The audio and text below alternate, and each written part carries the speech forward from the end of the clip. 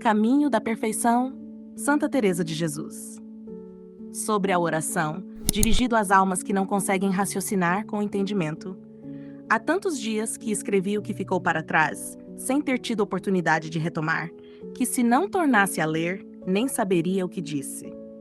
Por isso, para não ocupar tempo, seguirá como sair, sem muita ordem. Para entendimentos bem organizados e almas exercitadas, que conseguem recolher-se em si mesmas, há tantos livros escritos, e tão bons, de pessoas tão sábias, que seria erro dar grande importância ao que digo sobre a oração.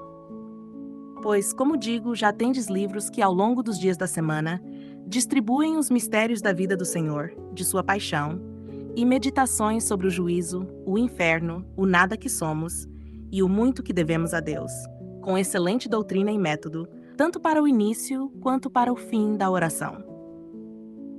Quem puder e tiver o costume de seguir esse modo de oração, não há dúvida de que, por tão bom caminho, o Senhor o conduzirá ao porto da luz. E com bons princípios, também o fim será bom. Todos os que podem seguir por esse caminho encontram descanso e segurança, porque o entendimento, assim guiado, caminha em paz.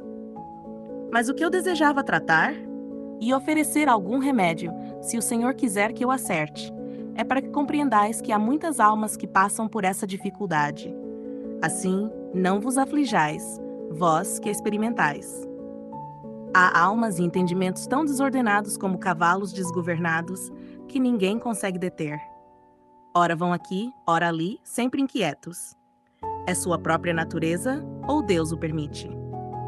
Tenho grande compaixão delas, porque me parecem como pessoas com muita sede que veem a água ao longe.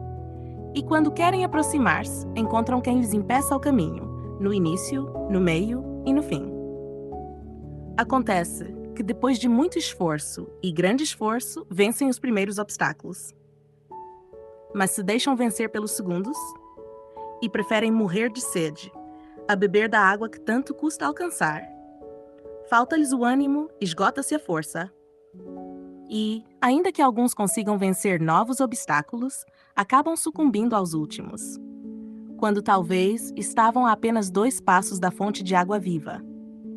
Aquela da qual o Senhor falou à samaritana, dizendo que quem dela beber, não terá mais sede.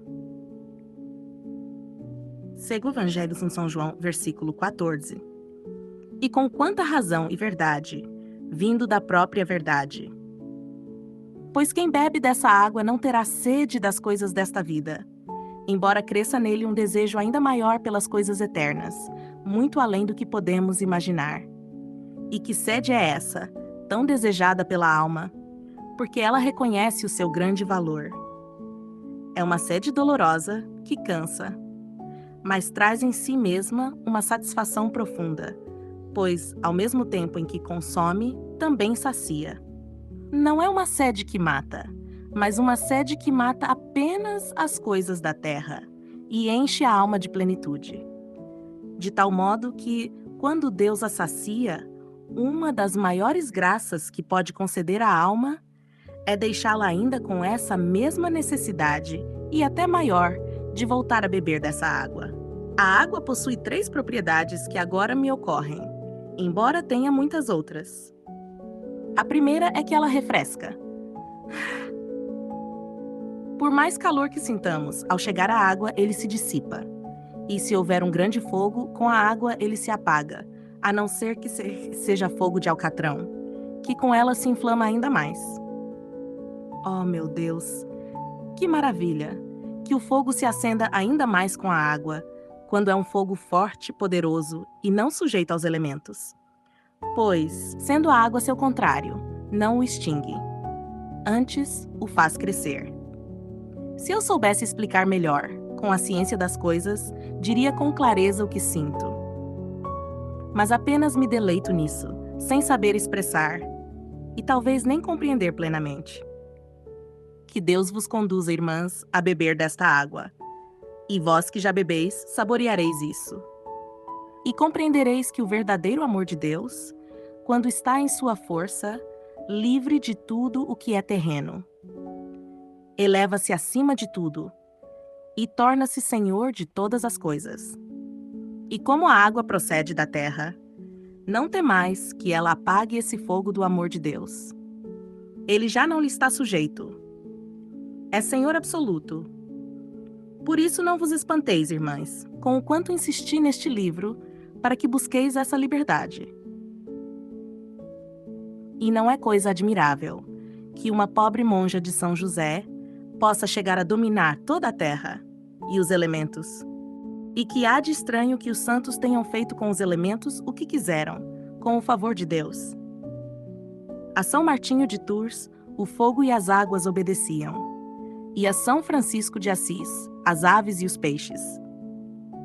E assim também a muitos outros santos, nos quais se via claramente que eram senhores de todas as coisas do mundo, porque se esforçaram verdadeiramente por desprezá-lo e por se submeterem com todas as suas forças ao Senhor de tudo.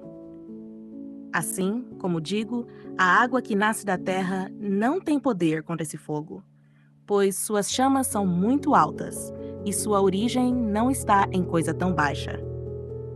Há outros fogos, de pequeno amor de Deus, que qualquer acontecimento pode apagar, mas este não. Ainda que venha sobre ele todo o mar de tentações, não o fará deixar de arder. Antes, será ele quem dominará todas elas. E se for água que vem do céu, muito menos o apagará. Antes, o aviva ainda mais. Não são contrários, mas procedem da mesma origem.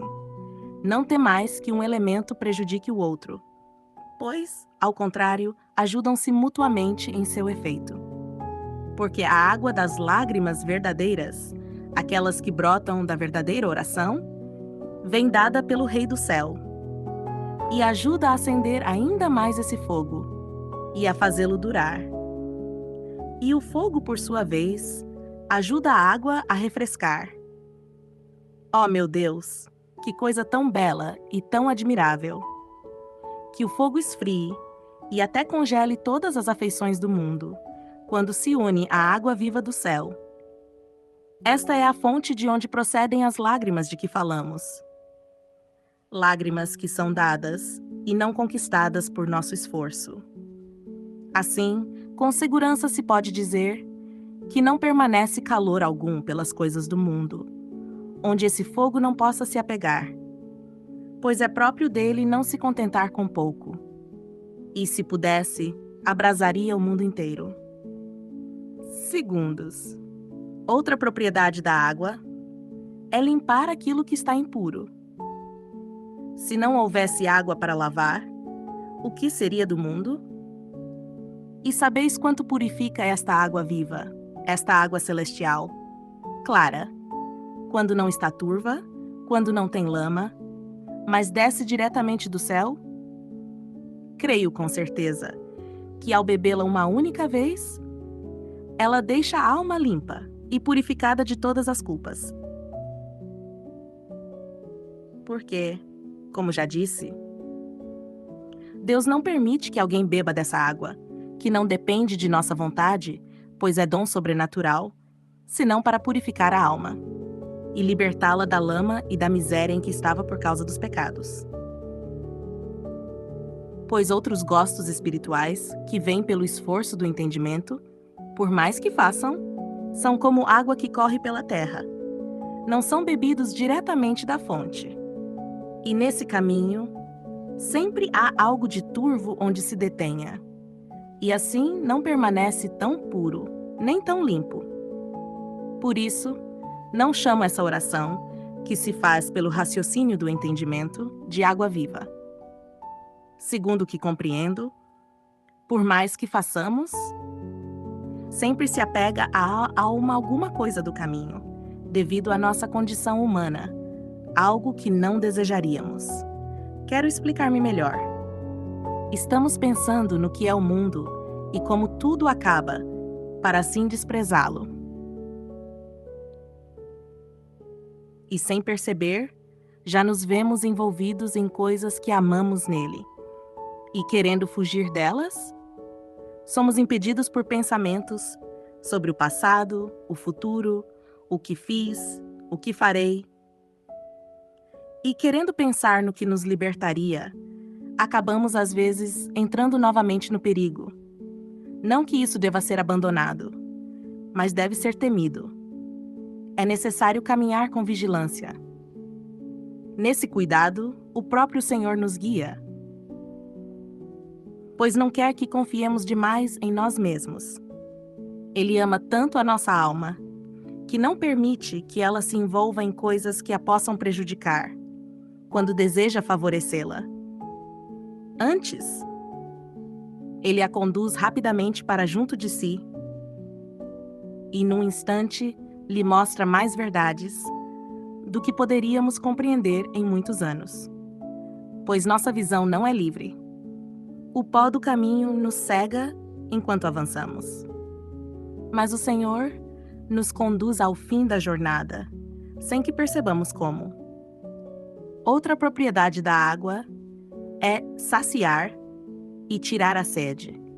Porque sede, ao meu ver, é o desejo de algo que nos falta profundamente e que, se nos faltar totalmente, nos leva à morte. Coisa estranha, que se nos falta nos mata, e se é em excesso, também pode tirar a vida, como acontece com os que se afogam. Ó, meu Senhor, quem pudesse ver-se tão imerso nesta água viva, a ponto de perder a própria vida. Mas isso é possível? Sim. Pois o amor e o desejo de Deus podem crescer tanto que a natureza humana não consegue suportar. E assim, houve pessoas que morreram consumidas por esse amor. Eu conheço uma pessoa que, se Deus não a tivesse socorrido prontamente, essa água viva teria sido tão abundante que quase a teria tirado de si mesma em êxtases. Digo que quase a tirava de si, porque é nesse estado que a alma encontra descanso. Parece que, como que afogada por não suportar o mundo, ela ressuscita em Deus e sua majestade a torna capaz de gozar aquilo que, permanecendo em si, não poderia, sem que a vida se extinguisse. Entendei, portanto, que, em nosso sumo bem, não pode haver nada que não seja perfeito, e tudo o que Ele dá é para o nosso bem. E por mais abundante que seja essa água, não há excesso nela, pois nada do que vem de Deus é em demasia. Porque, se Ele dá muito, torna também a alma capaz de receber muito, como um vidreiro que faz o vaso na medida exata, para conter aquilo que deseja colocar nele. Quanto ao desejo, como nasce de nós, nunca está isento de imperfeição. Se nele há algo de bom, é porque o Senhor o sustenta. Mas somos tão indiscretos que, sendo esse sofrimento suave e agradável, nunca pensamos em moderá-lo, desejamos sem medida. Alimentamos esse anseio quanto podemos, e assim, por vezes, ele chega a consumir a vida. Feliz morte essa. Mas talvez, vivendo, a alma ainda possa ajudar outras a desejarem essa mesma morte de amor. E creio que o demônio age aqui, porque entende o bem que tal vida pode fazer, e por isso tenta levar a excessos, como penitências indiscretas, para enfraquecer a saúde. E nisso ele ganha muito. Por isso digo, quem chegar a ter essa sede tão impetuosa, vigie-se com grande cuidado, pois certamente será tentado nisso. E ainda que não morra dessa sede, acabará prejudicando a saúde e manifestará sinais exteriores que devem ser evitados, tanto quanto possível. Às vezes, nosso esforço pouco poderá, pois nem tudo conseguiremos esconder. Mas devemos estar atentos quando surgirem esses impulsos intensos. E não alimentá-los ainda mais, mas com suavidade, desviá-los para outra consideração. Pois pode acontecer que nossa natureza atue tanto quanto o amor, Há pessoas que desejam tudo com grande veemência, até mesmo aquilo que não é bom. Essas, creio eu, não são as mais mortificadas, porque a mortificação é útil para tudo.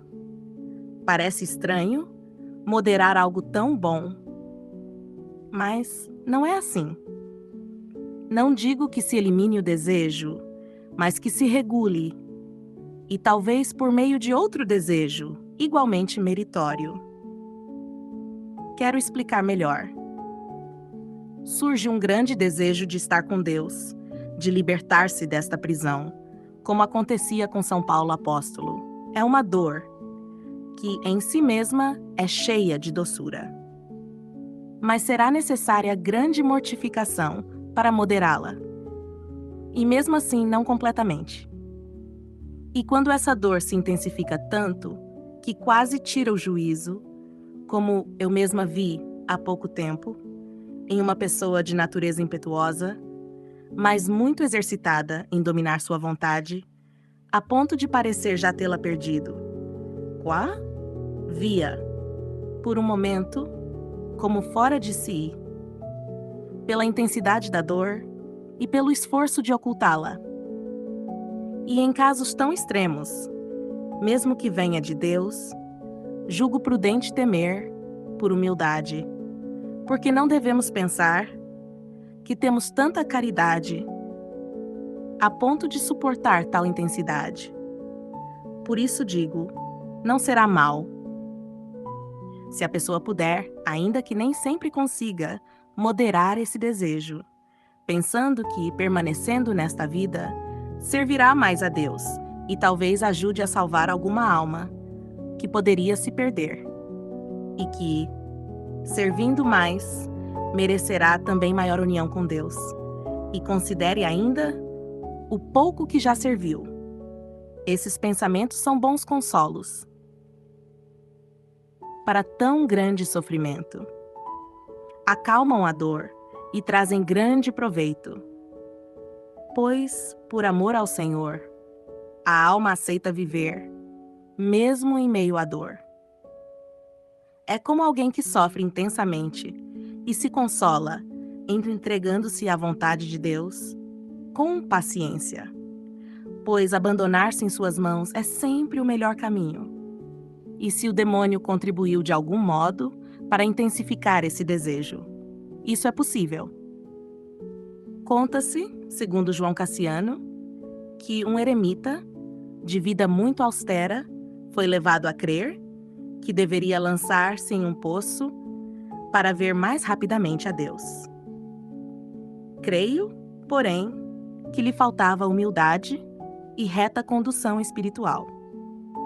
Pois o Senhor é fiel e não permitiria tal engano em algo tão evidente.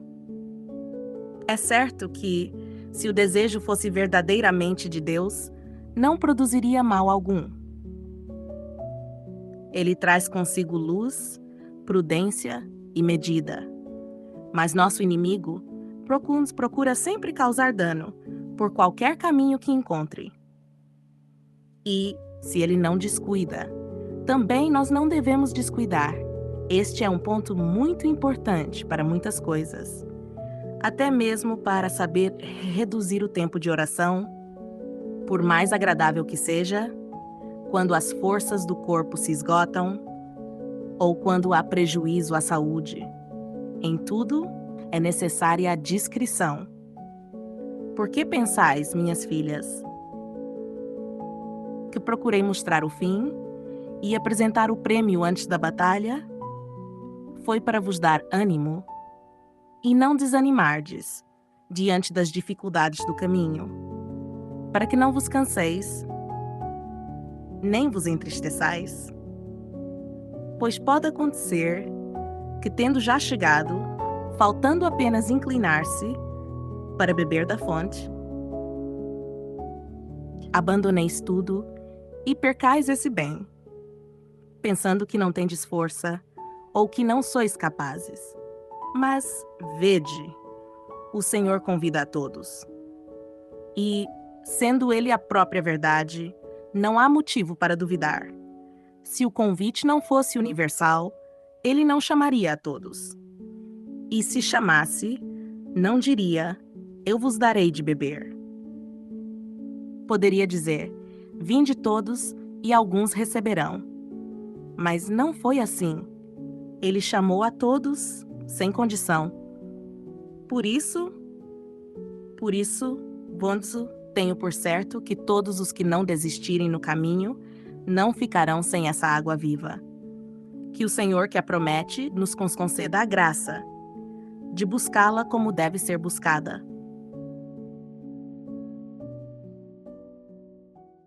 Queridos ouvintes, chegamos ao fim deste audiolivro e quero expressar minha profunda gratidão a todos que permaneceram conosco até aqui. Sua dedicação em acompanhar essa obra é um verdadeiro sinal de busca pela sabedoria e pelo crescimento espiritual. Que o conteúdo ouvido possa nutrir sua alma e fortalecer sua fé. Aproveito para convidá-los a explorar as playlists do canal Caminho Católico, onde vocês encontrarão outros tesouros espirituais. São obras que podem acompanhar e iluminar sua jornada, como Castelo Interior de Santa Teresa de Jesus, Confissões de Santo Agostinho, Palavras Bíblicas com o Evangelho comentado por grandes eclesiásticos, Filoteia de São Francisco de Sales, Tratado da Verdadeira Devoção à Santíssima Virgem de São Luís Maria de Montfort, A Imitação de Cristo de Tomás de Kempis e As Três Idades da Vida Interior do Padre Garrigou Lagrange. Cada uma dessas obras oferece um caminho profundo de reflexão e conversão, e espero que possam encontrar nelas a mesma riqueza espiritual que proporcionaram a tantas gerações. Nosso canal está sempre aberto para quem deseja aprender e crescer na fé. Continue nos acompanhando e compartilhando essa jornada espiritual. Mais uma vez, obrigado por sua presença e que Deus abençoe a todos.